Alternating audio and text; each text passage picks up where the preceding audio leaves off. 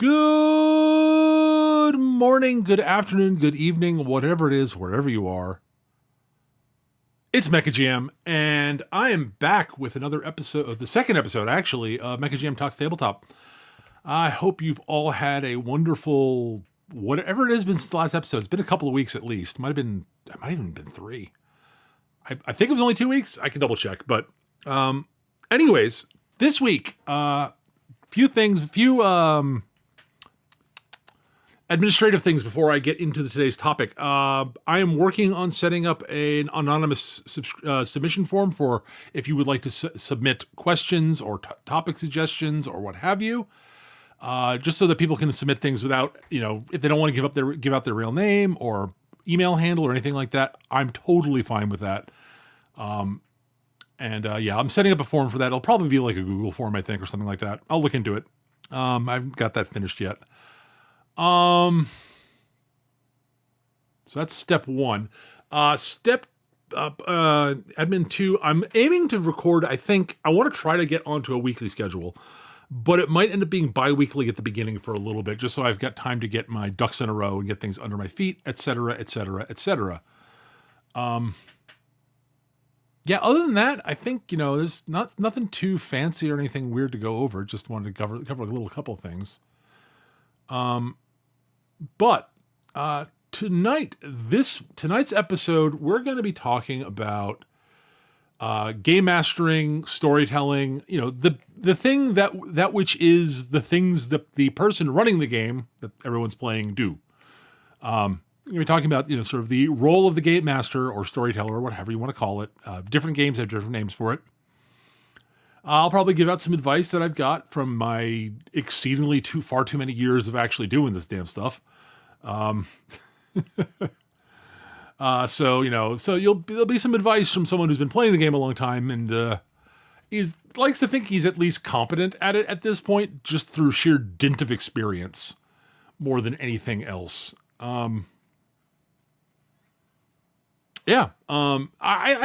honestly, my gut feeling, and this is we'll start this off here, is while I know a lot of people consider me to be a fairly good game master / storyteller. I'm going to be using the term game master because it's the one I'm most comfortable with. It's the one I've used most often. But you read it as whatever title for the position you want to go with, because it's largely interchangeable. But anyway, as a game master, I've been told by a lot of my players that they very much enjoy my games and think I'm a good game master. And I'm far be it from me to disagree with them on that, because, I think saying that, no, I'm not at that point is devaluing their opinions. And that's not cool. I don't like devaluing the opinions of my friends, and so while I have that imposter syndrome to a certain degree of that, that's sort of my brain telling me I'm not. And when I've got a lot of examples of people saying that I am. So I kind of have to take the word for it to a certain degree. And I will say, I do think that I think I'm a good example of someone whom is, shows that most people can run a competent game. It's not. All right. So I'm going to be brutally honest about part of running tabletop games, especially for newer game masters. And that is, it is a lot of work. There's a lot of stuff that you need to do in order to run a game and run it well. And I think no small part of it, honestly, is learning the rules. And after you've got enough experience under your belt, you can run games without knowing the rules super well. But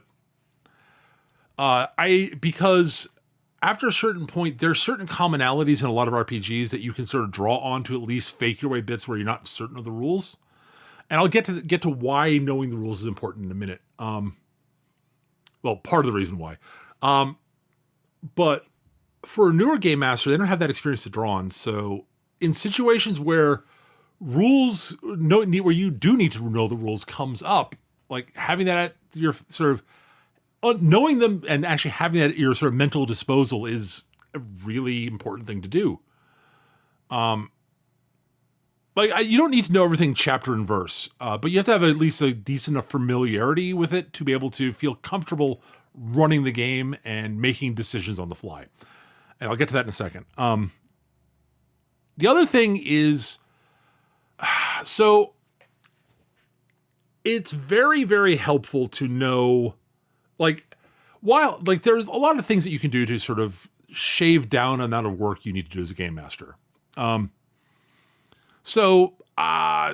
can run, if you run games in pre-created settings and use, pre-made modules and such, that cuts a lot of the work out. You don't have to build the adventure from the ground up.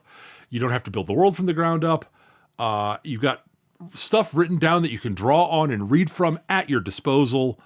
And so you can use that to, run your players through that. And, so all you really need to do is learn the rules, be at least a little comfortable with, playing more than one character in a session, because you're going to be doing at least a minor role playing for a bunch of NPCs. And again, I will get to that.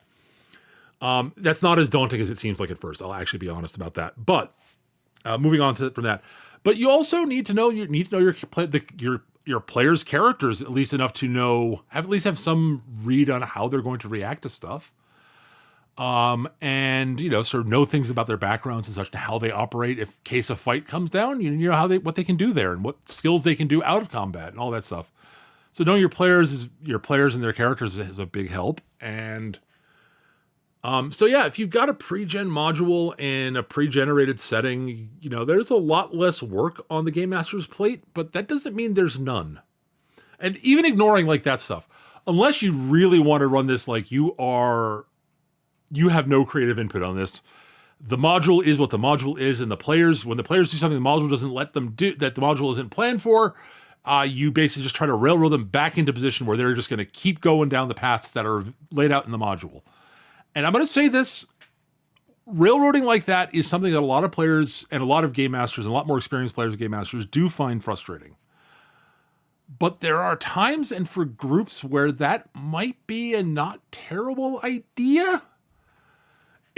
Railroad, sort of having very fixed and delineated paths the adventurer can go down, and sort of forcing them back onto the path. There are times that's necessary, honestly.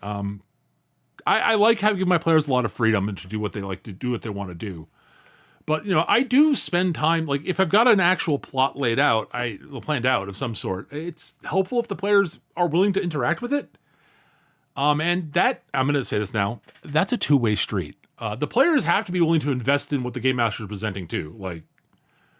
Getting railroaded is a thing that occasionally happens when, sometimes it's a sign of bad writing, and sometimes it's a sign of the game master just getting, realizing that the players just, the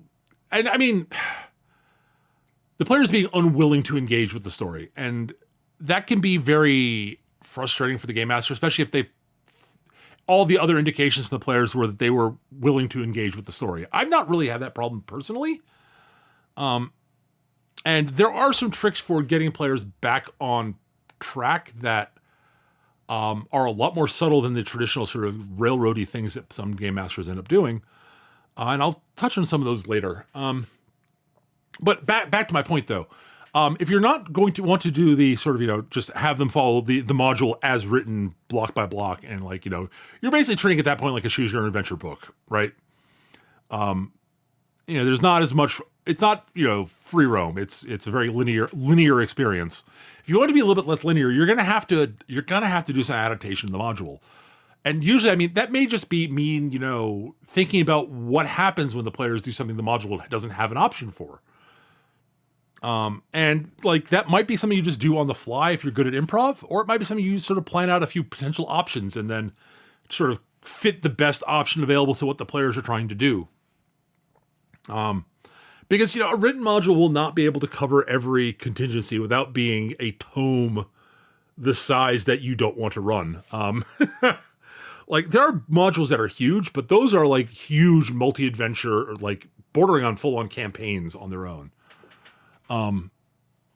But yeah, like having a Pregen module can save you a lot of time. Although for a lot of them, in my experience, if you want to get a good player experience out of them, you're going to have to do some writing of your own to make it make sense and to tailor it to your players. Because as a heads up, like as I said last time, not every game is for everybody, and different players want different things out of the game, and that's one of the biggest, one of the most important things that the game master has to keep in mind is making sure the game is playing to the wants and needs of every player, and as ideally as all the players involved.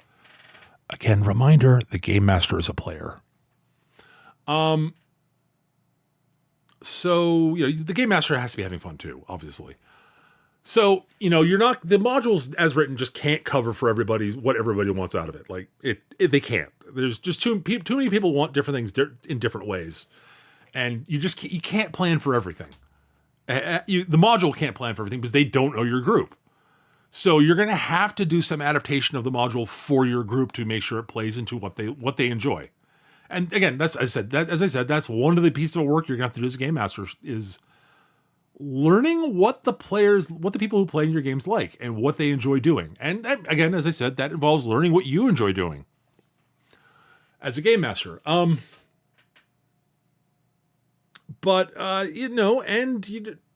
then moving back to that, if you want to create your own adventures, that's even more work. That's a lot of writing. And I'll touch on some suggestions for that in a second. But dialing back, you can add even more work if you want to build, like your own area within this pre-generated setting, right? You could take the Forgotten Realms for D&D and pick a not particularly a city that's somewhere that's not well or not at all detailed in in the supplements, and come up with your own stuff for that city, or part of a city, or what have you. Dialing it down or dialing it out, etc. Zooming into one small area or zooming out from a small area and adding more stuff around a small area. You could do that, or you could try to build your own own game world from the ground up. I largely do that myself. That's largely what I do when I'm running games. Occasionally I'll run games in settings that I didn't create. Like I've run Star Wars, as I've mentioned. I've run Slayers. I've run a game in the Slayers setting. I've run Iron Kingdoms. I mean, I've run a bunch of stuff in different settings that I didn't create myself. But a lot of the time I end up creating my own settings. And now, mind you, I will take ideas from other settings and here and there and incorporate them into what I'm doing. And there's nothing wrong with that. In fact, honestly, I think when you're creating a setting for yourself for a home table, dear Lord, borrow ideas from other fictional settings you enjoy and that you think would work for your world. Like, as long as you're not, presenting everything as your own work and you're trying to have it published, that's fine. Like, if you're going to have it published, that's a different story. That sort of leaks into the realm of plagiarism. So don't do that. But if you're just doing it for your own tabletop setting, that's fine. Like the number of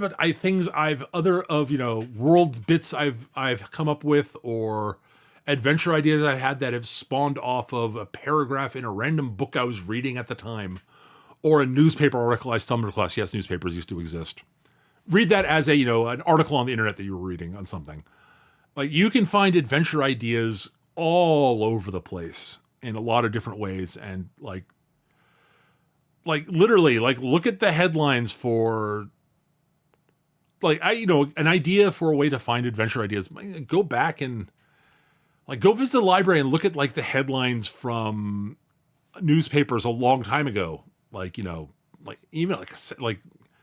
just look at them and look at something that's happened somewhere in some small town, and then start adding trappings onto the recast it into a different setting, right? That's a great way to start, right? See that look at that headline and think about what that implied for what happened, and build an adventure idea around that event in a entirely different setting, right? Stuff like that works well. But back to my point. Again, as I said, game mastering is work. There's a bunch of stuff you have to do to be a game master. Now, as someone who has been doing it for a very long time, so I've got a lot of experience under my belt, a lot of bits of fiction and knowledge and world events and history and all this stuff percolating in the back of my head in random ways that comes percolating to the surface and interacts in strange ways. I've got a lot of stuff that I can just draw on from just raw experience and random knowledge I picked up from various places here and there. And I like to think I'm pretty good at improv, especially improvising sort of, plot elements and playing off of what the players do in ways that are not what I planned, shall we say. I'll talk a bit about my sort of the way I build campaigns in a second, but yeah, I do a lot of improvisation. And there are a lot of little tricks I do to help me with that. And I'll talk about some of those in a second. But like my style of game mastering does not work for everybody. Some people are not good at improvisation. Some people are bad at improvisation. Some people are great at improvisation. And that's all it's gonna vary by person. And sometimes improvisational GMing doesn't work for the group you're playing with. Some players are really not comfortable with that sort of thing. And so if you're gonna do it, you're gonna have to find ways to disguise it. There's a lot of little things you can do to do that. But anyways, all of that to say is that there's work involved with game mastering, but it's stuff that I think most people can do in some way, shape, or form if they want to do it. So I will say, if you genuinely want to run a game, and it's going to be work, but you can do it. I genuinely believe most people can actually run a tabletop game if they want to put the work in. Now, that's not to say that putting the work in is going to be worth it to you. Like, it might not be. Like, it very well might, it's not for everybody, obviously. Not, again, as I said, not everything's for everybody. Not every game is for everybody. And it's a case of not every game in terms of meeting your wants and needs is going to fit you. And you may not want to do that level of creation and writing and storytelling. That's you might want to, I know a lot of people who really, really love role-playing games, but they really love the picking a character, one character they've made, and playing that character in a given game. And they aren't really interested in doing, creating a cast of characters and a story that they want to contribute to the story, but they don't want to write the story themselves. And that's fine. There's nothing wrong with that. Nothing at all. And for them, being a game master is probably not on their list of things they're really interested in doing. Now, I genuinely think it's something that I think most players should try once at some point, just to experience it, really. But yeah, I think I genuinely feel most people can do it. And I can give advice there's some general advice I can give, and I'm going to start off with some of that. And I'm going to then go into sort of the way I do things. And hopefully when I'm talking about that, it can give you some ideas, even if it's like, that doesn't sound like it would work for me. And that where that might not work for you, and it's something to try to do something different. But, the first thing I want to say definitively as a game master is it's very important to talk to your players. Communication is key. So that you can know what things they enjoy doing, what things they don't enjoy doing. If there are lines, storytelling lines that they really would prefer not to have crossed because those would make them uncomfortable. There are topics that will make some people very uncomfortable, and you should probably avoid those if you're playing with them. Again, in theory, you're playing games with people you enjoy spending time with. You don't want to make things not fun for them, because that's going to make things less fun for everybody. So find out, talk to your players, ask them questions, what they're looking for in the game, what they're not looking for in the game. But again, as I said, you got to remember that you got to have stuff there for you too. Like, the game master's got to eat too. So, and it's, as I've said before, I think I've said this before, but if I haven't, the thing to remember is that tabletop role-playing games are a collaborative effort. It's collaborative storytelling. Yeah, the game master is the person who's creating the framework of the story, and he's doing a lot of these sort of nuts and bolts work. But like, if you're yes, you could do the entire thing yourself as a game master. That's called writing a book, or a film, or a screenplay, or what have you. The other stuff, like the stuff the player, like, it's different.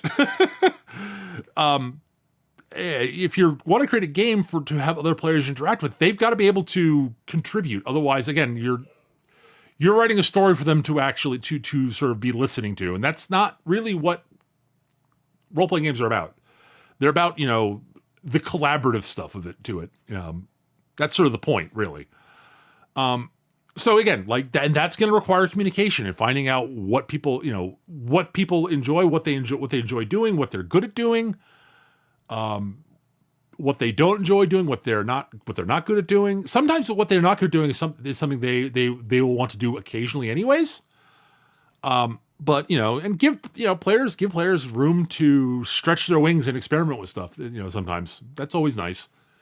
But yeah, you got to be careful. You got to not careful is not the right word, but I said you got to be communicative. You got to be able to talk to each other and find out what's necessary for the game you're going to be doing so that everyone can have as good a time as possible. The next thing that you're going to have to do is you're going to have to determine how much you want to create as the game master. And like, as I said, like there is running a pre-generated module is a different skill set it's not a completely different skill set, but like it's a different level, a different type of creativity and creation than creating your own adventure from the ground up. And but like, so if you're running a module, part of what you're going to do is familiarize yourself with the module, learn where things are going to go, what things are supposed to happen when, and and think of ways that the players might step outside the box. Because I'm going to let you in on a little secret about game mastering. No adventure survives contact with the players. The players are always going to do something you're not expecting them to do.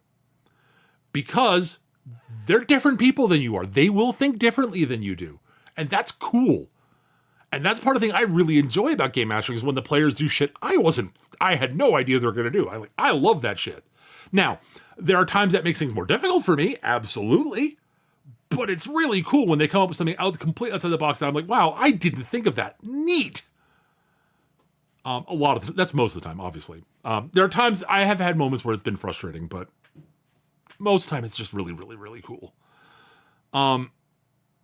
But yeah, so you gotta familiarize yourself with the module and the elements of the game setting where the module takes place, at least, and that impact the players, basically, and their characters and their backgrounds and all that stuff. So yeah, so you need to learn the rules of the game, you need to learn the module you're running, and you need to learn something about the setting you're running in. And sort of the bits of the storytelling you're doing is going to be the extemporaneous stuff, the stuff that's not. It's part of it is going to be how you interpret the stuff that's written down already, because there is creativity in taking something written and presenting it to somebody else. That's what actors do, right? There's creativity in acting. It's not just I read the lines out loud and in a monotone voice. It's, the inflection you use in your descriptions and all this stuff. At one point I like to bring up about game mastering, and this is actually this is what I was just talking about plays in this. It's not really fitting in here, but this is like one of those important things I do want to mention. A thing that an interesting thing I think that a lot of game masters miss is the way you describe things is basically the player characters, not the players, but the characters, their senses. So when you describe something that they see, you are effectively the character's eyes, what they see, what they hear, what they taste, what they smell. You're giving the players the sensory information for their characters. So how you describe stuff can change how the game goes because it is describing things to the players.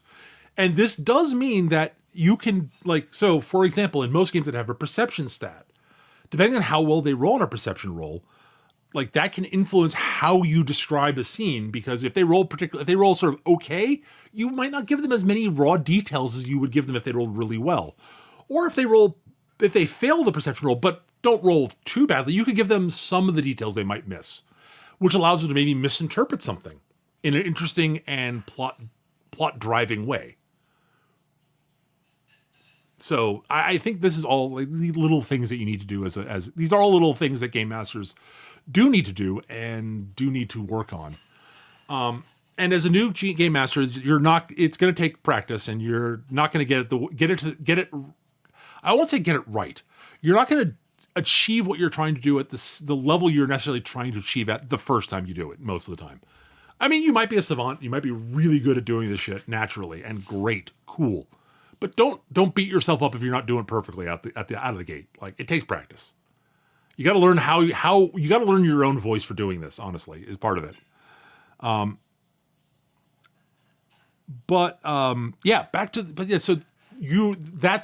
This is where your creativity as a game master is going to come in if you're running purely pre-generated material. How you interpret what's written down, how you deliver that, how you express it to the players. And, how you react to what the players do. Because, again, they're going to occasionally step outside the box. And how you handle things when they step outside the box is, it's part of what running a game is. So I really do recommend reading over modules. If this is the sort of thing, it might maybe take notes on what you're reading, so that if that helps you. Like, again, like different people learn things differently, so maybe taking notes won't work for you. Maybe, I don't know, drawing some sketches of stuff so you can sort of get an idea of what things, maybe make a flow chart if that's the way you think, or just whatever things you need to do to anchor the thought, the adventure in your mind enough so that you feel comfortable running it. Do that. But if you are creating your own adventure and your own campaign setting and your own world, I want to talk a little bit about what I do and some tips and tricks for things I do when I need to get people back on path or what have you. So, largely, I'm going to talk about sort of creating a campaign and adventures within it, and not so much about. I'm not going to be talking about world building this episode. World building, I think, it will be its own episode, most likely, because that's a bigger topic that I really want to cover tonight. But I've sort of developed my own sort of way I build campaigns and adventures, and it's not necessarily the best way to do it for everybody. I think you can learn things from I think anyone can learn things from what I do. If just what not to do. Like, oh no, I shouldn't do that. That sounds mad. Fair enough.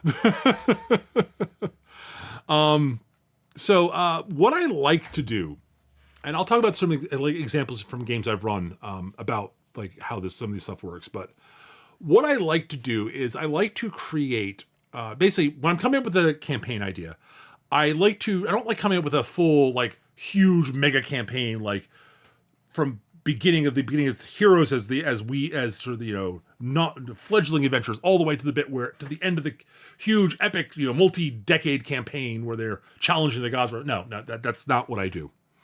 If I try to do something like that, I will get lost in the woods, and I will never, ever, ever get to that end point, because I will distract myself with something and it just won't work. What I do is I like to come up with sort of individual plot arcs that will feel sort of, an individual story arc, where I've got a beginning, a middle, and an end point to the story arc, right? Roughly. And which is basically sort of like, you could almost envision it like the spine of a story, right? And then from this sort of, arc, that like is where you hang individual, and then I come up from, once I have like the idea of where I want to start and where I want the final confrontation or final event of that story arc to happen. Like, I generally have an idea of where I want to begin and where I want to end. This is not always true, and I'll get to that. I say that a lot, don't I? Anyways, but I like to try to have, the inciting incident for the story arc, and then the resolution of that arc. And sometimes that resolution leads directly into the next story arc, and is in fact the inciting incident for the next story arc. And then I like to go back and come up with. I don't plan out adventures per se. I plan out adventures within that. An adventure is not like individual sessions usually for the way I run games. I usually come up with little mini stories within that arc where I'm moving from where this thing starts, for the inciting incident to the resolution. And every story I tell within that, I try to at least make some progress along that arc from the inciting incident to the resolution. And I try to have sort of a midpoint sort of mini resolution of something that reveals something big that will advance. And sometimes the inciting incident does not look like it connects to the final incident. And that's the job of the adventures in between, is to move me along from that inciting incident and reveal bits and pieces of why that inciting incident is playing along to the end. Ideally. Sometimes the inciting incident does not directly tie to the final, the resolution of the arc. Sometimes the inciting incident is legitimately just the way you get okay, so oftentimes at the beginning of a campaign, the inciting incident is what you do to get the players together. Now, if you can drop little clues in that opening thing to hint at where you're going for the resolution, great, but that's not always necessary. But you need to start, if you want to tell, and again, this is if you're trying to tell something with a campaign with an actual story arc. It is entirely possible and valid to do something that's more episodic and less serial. So you're telling individual stories within the same world that aren't necessarily connected to each other. The only thing that links them is the cast. And that's fine. There's nothing wrong with that. It can be a lot of fun. And I've done that before, and I've had a lot of fun with it. I like trying to have some narrative through thread, and I like having a story arc that I can progress down, but it's not necessary. And I'm going to talk about two examples of the two sides of that coin in a bit, actually. Another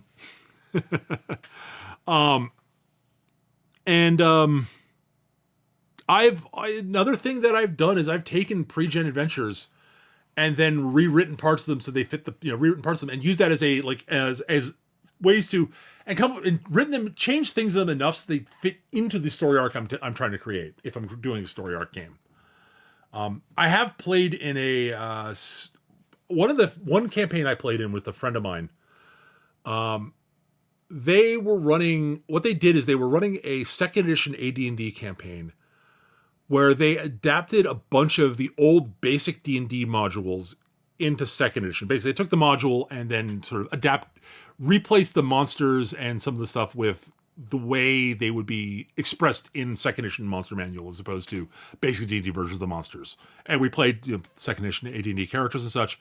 And he basically just ran us through individual modules, and they weren't really directly linked.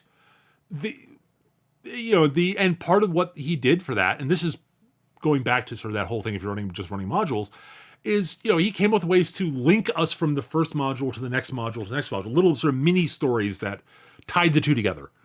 That doesn't require a lot, but it does require you, if you want to have something that feels like these stories are, the campaign is connected in some way, it's helpful to do that. I'm not a big fan of second edition AD&D, but that campaign was a lot of fun because turns out that most game systems are perfectly fine if you're playing with the right group of people to play them. So if you're playing with a bunch of really good friends and you all have fun playing basically any game together, and it's largely an excuse to get together and have fun, yeah, the system matters a lot less then, honestly. There are very few systems I would flatly say no to, no matter who was running it. I mean, there are systems that I would unless I really trusted the game master, I probably wouldn't play it with them and the rest of the group. And there are a couple of games that I would probably say, I have no interest in playing that game. I'm not going to go into that right now, but I'm not going to name names basically, but of game system set. But anyways, back to what I was talking about. So yeah, but yeah, basically I'm my individual adventures, and I freeform a lot of this shit.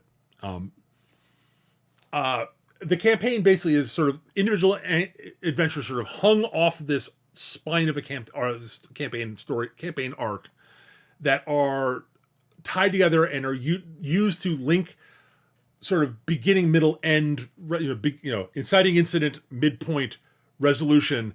That resolution serves as the inciting incident for the next story, next adventure, et cetera, et cetera, et cetera, until you move along to get the big midpoint resolution that leads into the next sort of individual adventure until you get to the resolution of the story arc.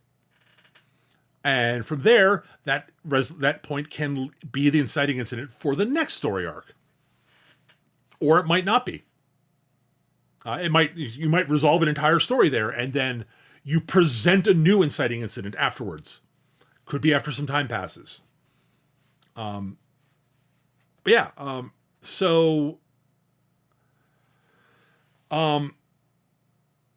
the two examples I was thinking of are and I'm going to go with stuff that I either run on stream or I have talked or I've considered running, or things that I'm planning on running on stream for one of the other examples. So an example from what I run on stream was the Land of the Shattered Star campaign I ran. That's currently on break. So that's the last campaign I ran on stream. D&D 5th edition game. That started with the players, all sort of meeting up in this little trading post of a town near one of the transport gates. That's sort of near one of the transport gates. Them looking into rumors and such that led them to this ruins that had this cult of a primordial at the bottom that were trying to do something, and they were basically trying to stoke the fires of the primordial. Sort of bring more worshippers to the primordial and spread things and become more powerful, et cetera, et cetera, et cetera. And the players broke that up, and from there so that was that first adventure. The resolution that led to the temple collapsing around them, and a gate being opened for them that flung them to a place that they didn't know, that part of the world they couldn't get to normally, where they found out more about the past history of the world and learn more about what's going on they learn more about the past history mostly, and led them to the next sort of bit where they move forward to a different part of the world via another transport gate. And they're picking up knowledge as they're going along, right? And the knowledge is sort of forming the backing sort of puzzle of the story arc, which is largely the overall theme of the story is why. So it's leading to sort of the resolution of finding out what the deal with the transport gates is, why the gods don't want people investigating them, and what caused the war between the gods so long ago that led to the big cataclysm that reshaped the world. They didn't know this was going to be the story arc going in, but that's sort of what they found out. As they found out more information, they were sort of finding out more about what caused that. And the resolution of the story arc, when they're finally confronted with a truly ancient, a dead ancient deity that was being resurrected by its followers, that had been in stasis for a long time, that had been accidentally released, and they were trying to prevent. They were very much trying to prevent that from happening. And I don't know if the players picked up on what I had been dropping in that. And again, that's fine, because that's leading into the next arc. But I dropped a lot of things about they've now learned a lot about a lot of different stuff that was probably the primal cause of the god war between the gods. And now they've got a new arc where they've got an ancient deity from way back with ancient, weird, mysterious magic that is now threatening the current pantheon and the world as a whole, and they got to figure out what to do about that. In theory, if that's where we're going, when we go back to that campaign, I don't know when that'll be, but that's an example of sort of. I had a bunch of different little adventures that as I went along, I sort of I came up with an idea for an adventure, and I had not most of those adventures I had not planned out ahead of time. Like, I literally just knew where I was going to start, where I wanted to get to the midpoint, and where I was at the end. And every adventure I created moved me along the arc towards the to the denouement at the very end. So I had an idea for what I wanted the finale of the arc to be, and I knew where we were starting. And as I said, so every adventure would move me along that arc. As a counterexample of a different style of campaign, the game I'm working on setting up, and I'm hopefully get started in June, is my hope. We'll see. Is going to be a much more, I'm thinking probably more episodic campaign, sort of. It's going to be largely a dungeon crawl. It's largely there as a sort of a fun way to just to do something a little bit different. And it's going to be running 4th ed D&D, and it's going to be a dungeon crawl, and a lot of it is going to be individual sort of. It's not going to be like a really structured adventure per se. It's them exploring this giant labyrinth of a dungeon, looking for treasure and loot and gaining power, and maybe eventually getting a lost bit of lost relic or bit of ancient knowledge from a pre-cataclysm civilization that will enable them to, maybe go out and found their own kingdom somewhere, possibly, if they want to do that, or do something else. Maybe they want to reshape the world. I don't know. That's not my. I don't care why they're doing what they're doing in this. My job right now is to create an environment for them to explore, kick butt, get treasure, and loot and knowledge. And I'm going to drop whatever I come up with, like background stuff and storytelling stuff. I'll drop it in there, sure. But I'm not aiming for I'm aiming for a bunch of discrete sort of, mini adventures within that aren't necessarily going to be linked. And it's entirely possible that I'll end up linking them together some way. And my sort of the way my brain works and the way I sort of creativity, but what I'm creating is an adventure environment, not so much not creating an overarching story per se. Now, it'll probably end up turning into an overarching story because it's collaborative. And see, this is the key.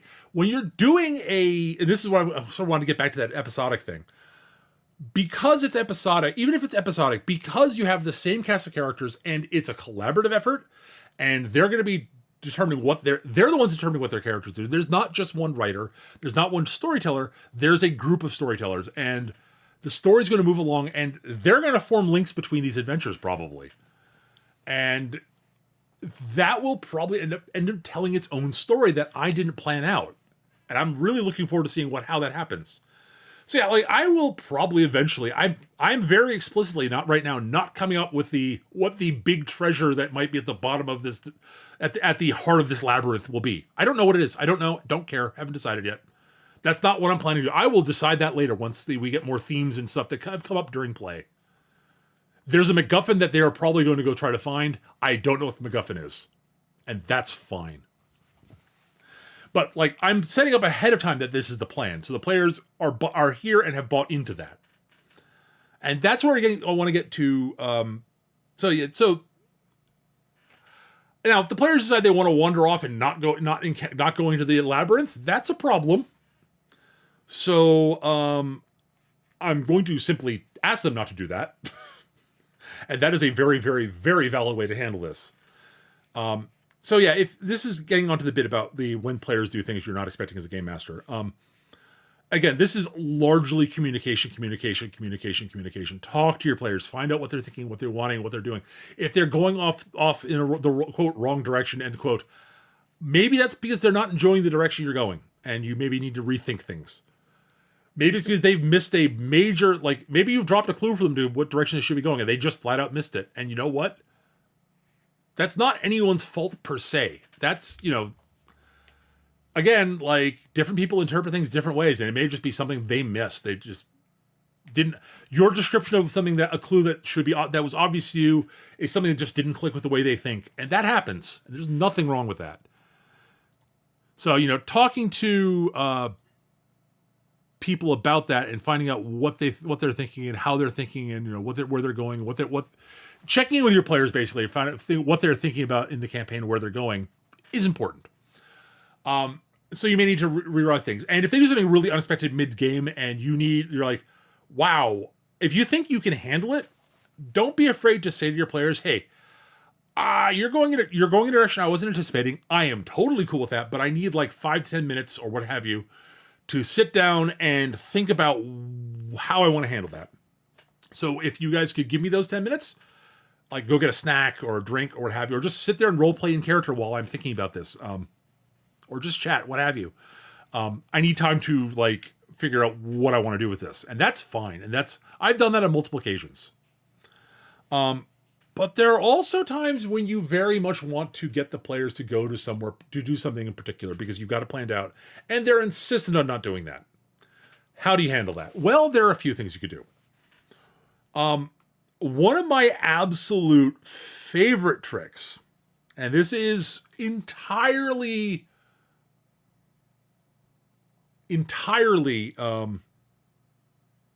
this came about. I started doing this after I had an incident. Incident's not the right word. All right, so I'm going to describe something that happened in a game I ran many years ago. I want to say this was back in I want to say 98 or so. No, it was earlier than that. Mid 90s, I want to say. Yeah, mid 90s. It's like early to mid 90s. So long time ago. God damn, that's a long time ago. Oh boy. Anyways, this is back roughly when I was starting college, roughly. It was a sci-fi campaign I was running using GURPS. So it was, so it was the very first adventure. And the players they got their crew together. They had a ship. They were looking for a job to do, and I gave them a few job postings. And I come up with a couple of things like they, go out and chart this nebula for scientific reasons, or deliver cargo to this place. And then as a lark for a bit of foreshadowing, Federation intelligence. The Federation was a political entity in this campaign setting, not the Federation of Star Trek. Different political body. The Federation wants you to investigate this abandoned starbase that's on the border with another star nation who are antagonistic towards us. And I dropped that in there as sort of a bit of foreshadowing that and I made sure to describe it as being dangerous and not for the faint of heart, et cetera, and not try to make it. And most of the players were playing characters that were not the heroic types really, and I thought were mostly sort of more into the mercantile / exploration side of things. Well, they really wanted to go investigate that abandoned starbase.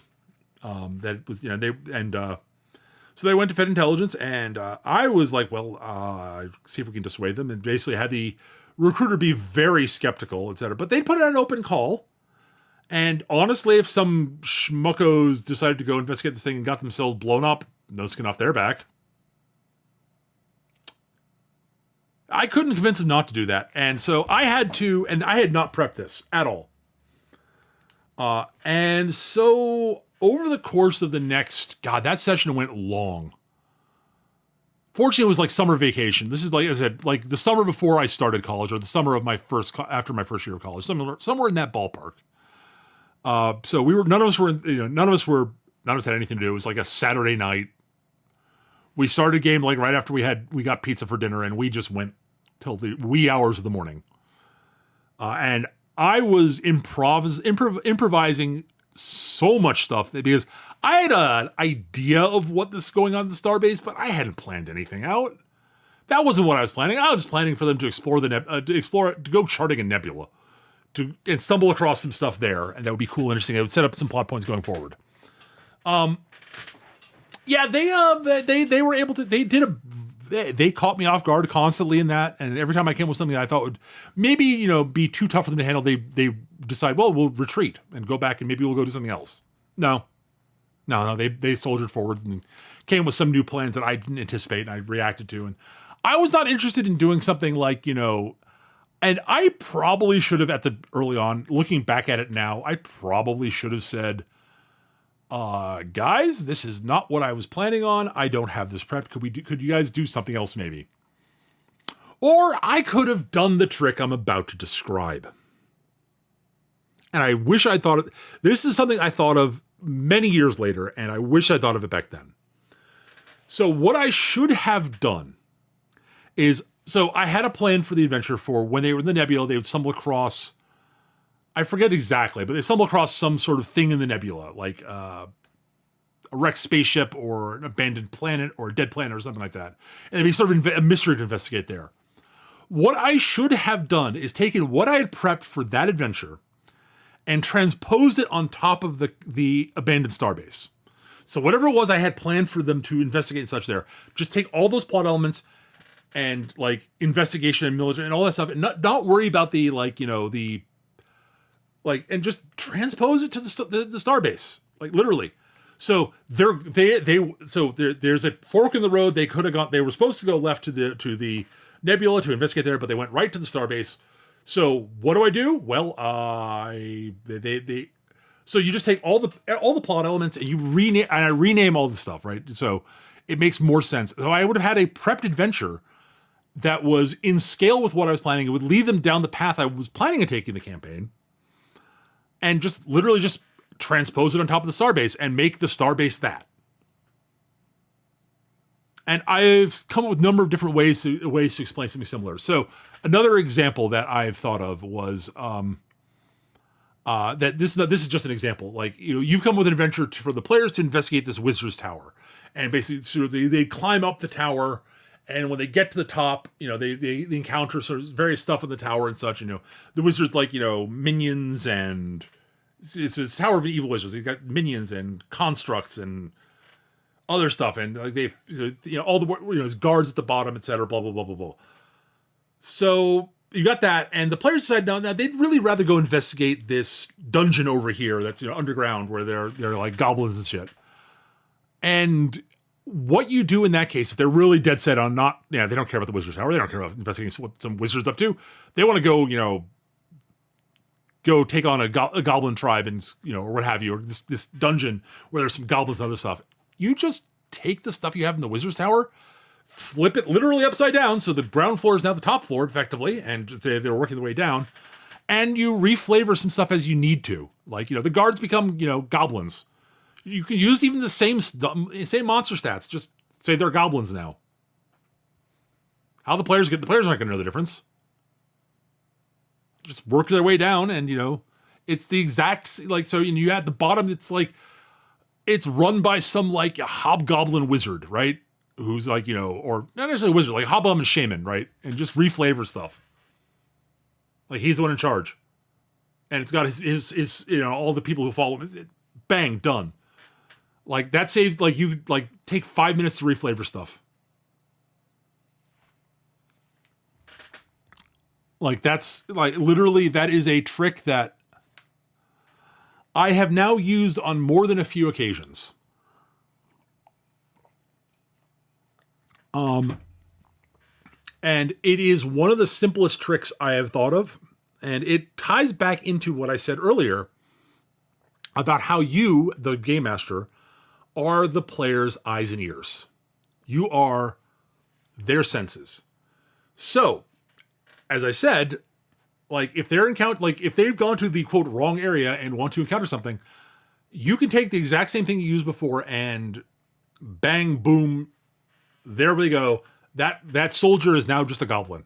It's no longer you just, by changing how you're describing it, it's now a different thing entirely, because that's what the players see. Another example from a long time ago. This is not something I was a player in, But I remember was watching someone DMing a game, and this is sort of falls into the whole sort of dropping something in for foreshadowing. The players dive whole hog into it. But the Game Master had, if I remember correctly, one of the big bads they were planning for later on in the campaign was a Death Knight. And the players managed to find a way, just through role-playing and all stuff, to confront the Death Knight early. Way early. Like, we're talking like they were level, like, 2 or 3 tops. And...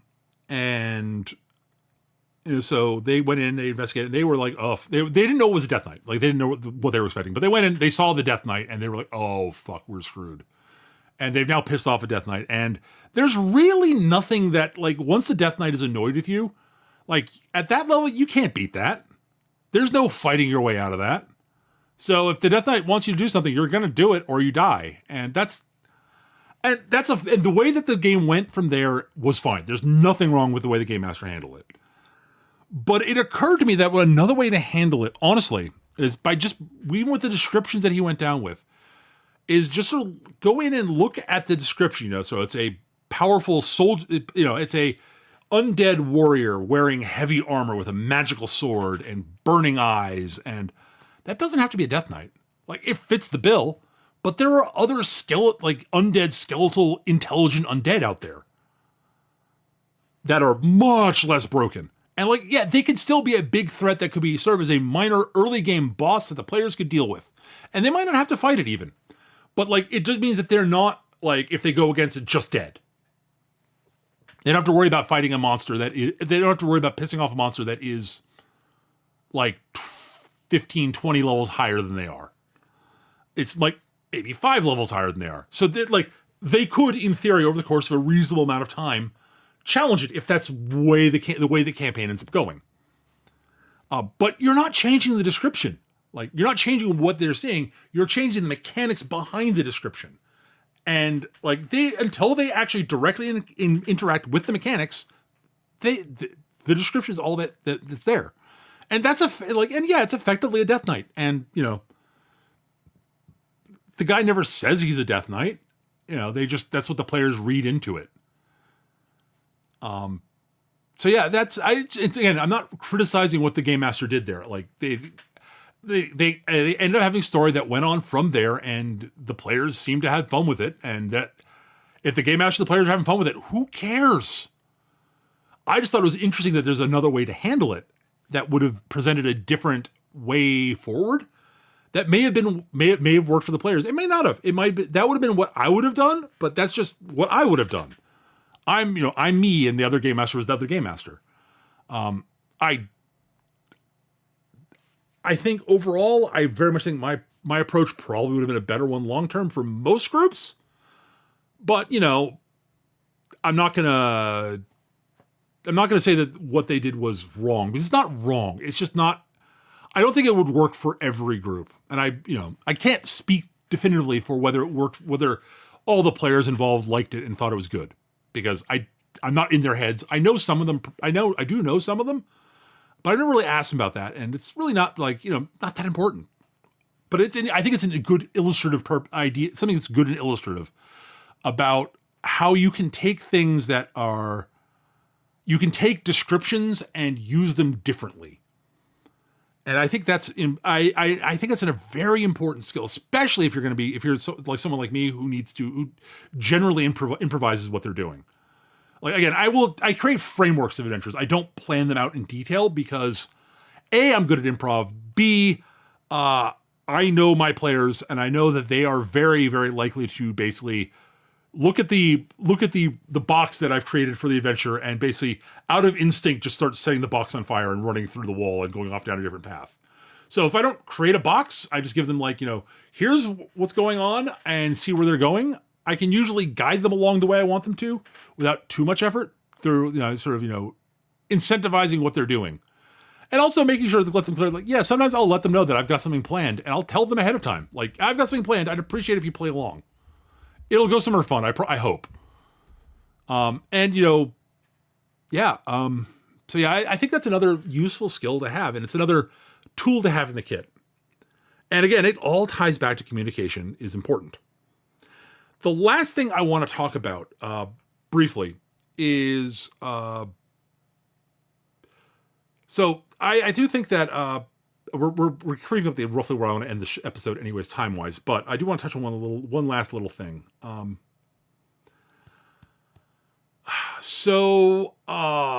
I will say that the last thing that there are two things I want to talk about quickly.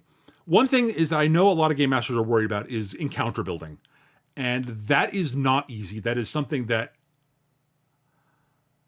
is a skill I have learned over many, many, many, many years. And I'm gotten to the point where I can generally build encounters in any system, even if I don't know the system well, by looking by feel largely. Most RPG systems have some sort of guidelines for the game master on how to create sort of fun and interesting encounters. But I will say there are only two ways to handle it as a new game master. Way one is to just do your best, look at the guidelines that are presented, do your best to adapt, to follow them in ways that you think will work, and try it out with your players. And if it doesn't work, make changes for the next encounter that you think will learn from what went wrong and didn't feel good. Make changes, go to the next encounter and move on. And just keep adapting and learning from your mistakes. And you're gonna make mistakes. Everybody does. And that's okay. As long as you learn something from them, making mistakes is fine. And no encounter is going to be perfect. It's just not going to be. But make them as good as you can make them, and try to have fun with them. The most important bit is to try to have fun with them. Now, the other thing you can do is take adventures from Premade Modules and look at them, and look at what they're doing, and plonk them down on the map and use them and try them and see. And you could also, one thing you could try doing if you're doing a combat encounter is create an encounter. Because you're the game master, you have access to your player, you have your player stats. Play out the combat yourself on your own time. Try playing against yourself, making the best move you think you can make for the players and the best move you can think for the opponents, and see how it works. The last thing I want to say is, I will say also, don't be afraid to reflavor monsters, as I've said before, or enemies, or whatever you want to call them, depending on the game.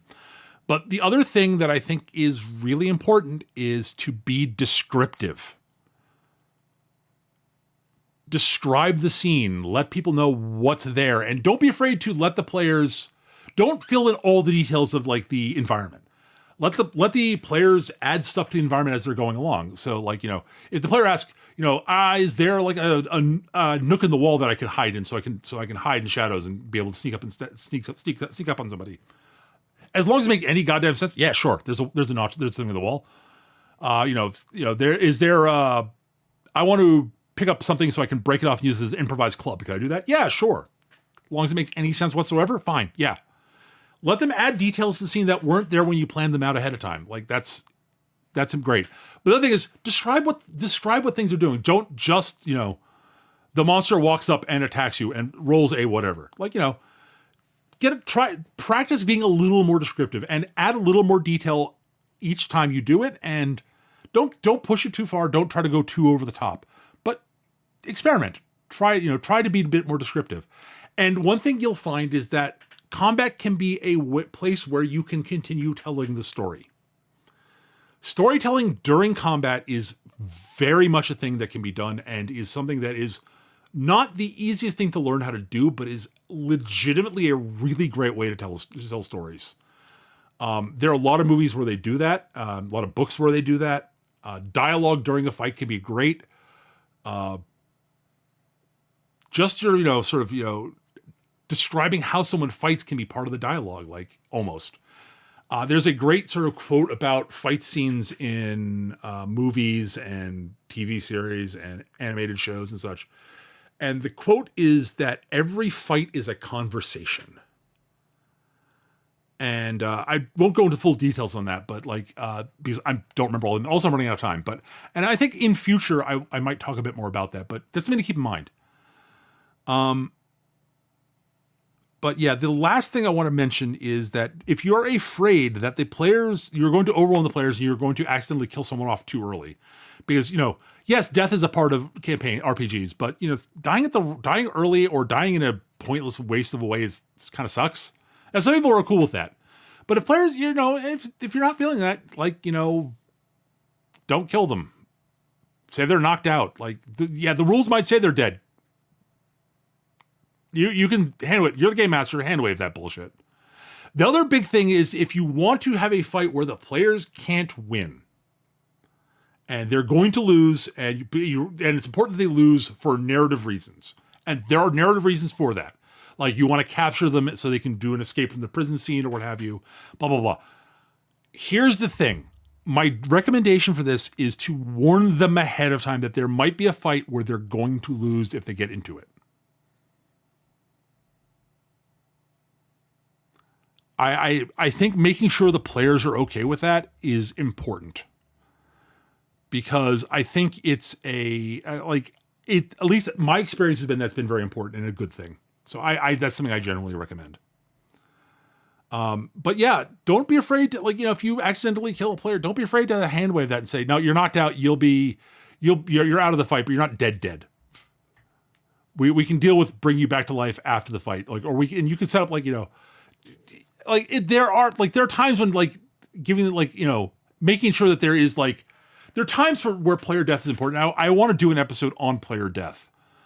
On player character death specifically. But I don't want to, I can't, that's a topic in and of itself. So, because I think player character death it's a thing that should be possible, but I think the narrative stakes behind player character death is high enough that it really shouldn't be common.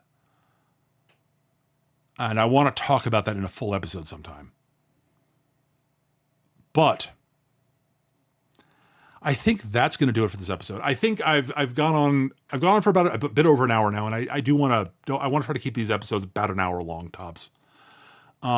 Thank you so much for listening. I hope you enjoyed this. I hope you learned something from it. I hope I entertained you in some way. I will be recording another episode of this either next week or the week after, so that will be either the 23rd or the 30th of May 2023.